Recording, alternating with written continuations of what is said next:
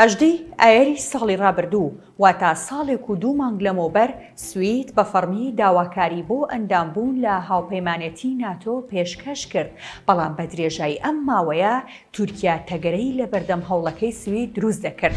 تاوەکو دوێنێ سێشەممە بە شێوەیەکی چاوەڕوان نەکراو ئەردۆغان ڕەزامەندی نیشاندا کە سوید ببێتە ئەندامی هاوپەیمانێتیەکە. ماڵپەڕی مدڵ ئێس ئای دوو هۆکاری خستۆتە ڕوو کە وای کردووە ئەردۆغان گڵۆپی سەوز بۆ سوید دابگیرسێنێت. ماڵپەڕەکە لە زاری دوو سەرچاوەی ئاگادار لە گفتوگۆ و دانووسانەکانی تورکیا لەگەڵ ئەمریکا وڵاتانی ڕۆژاوە ئاشکرای کردووە. هۆکاری یەکەم کە وای کرد قەناعەت بە ئەردۆغان بهێنێت دۆسی فڕۆکەی F-16 بوو. بە گوتەی سەرچاوەکان پاژەوەی ئەردۆغان لە هەڵبژاردنەکەی ئایاری ڕابردوودا سەرکەوتنی بەدەستێنا و بۆ 5 ساڵی دیکە لە دەسەڵاتدا دەمێنێتەوە. ئیدارەی بادن بڕیاری داوە کار لەگەڵ حکوومەتەکەی ئەردۆغاندا بکات.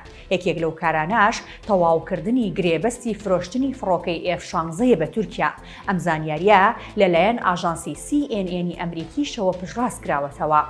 سەرەتای لێک نزیکبوونەوەی ئەنقەرە واشنگتن لەبارەی گرێبەستی فڕۆکەی F-16 دەگەڕێتەوە بۆ پیرۆزبایەکەی بایدن لە ئەردۆغان بە بۆنەی هەڵبژاردنەوەی.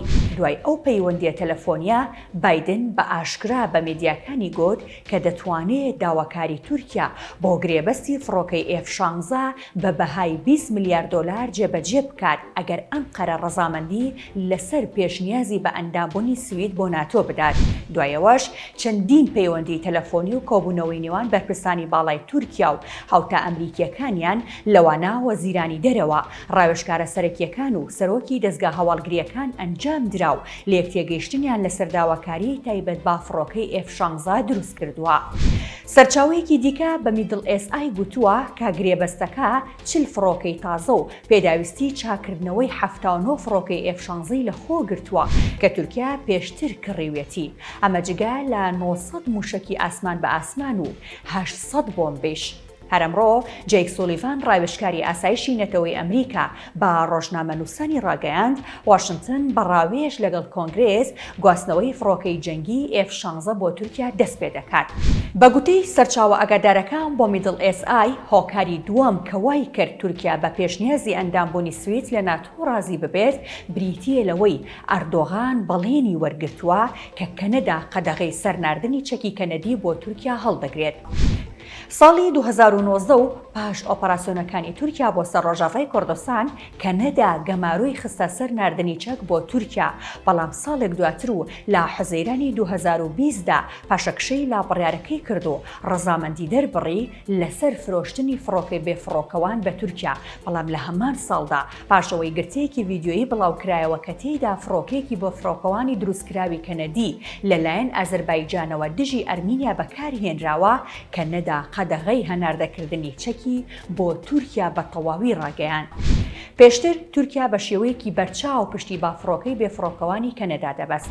ئەو سەرچاوە ئاگادارانی کە قسەیان بۆ میدڵ ئێس ئای کردووە دەڵێن کەنەدا جارێکی دیکە بڕیاری داوە قەدەغەی فرۆشتنی چەک بە تورکیا هەڵبگرێت. ئەمە شوای کردووە ئەردۆغان ڕەزامەندی بدات کە سوید ببێتە ئەندامی ناتۆ.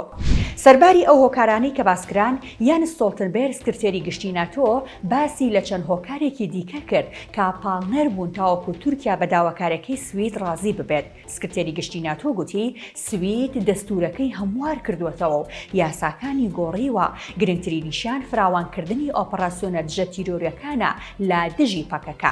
هەروەها سوید لە ماوەی ڕابردوودا بەردەوام بووە لە ناردنی چەک بۆ تورکیا.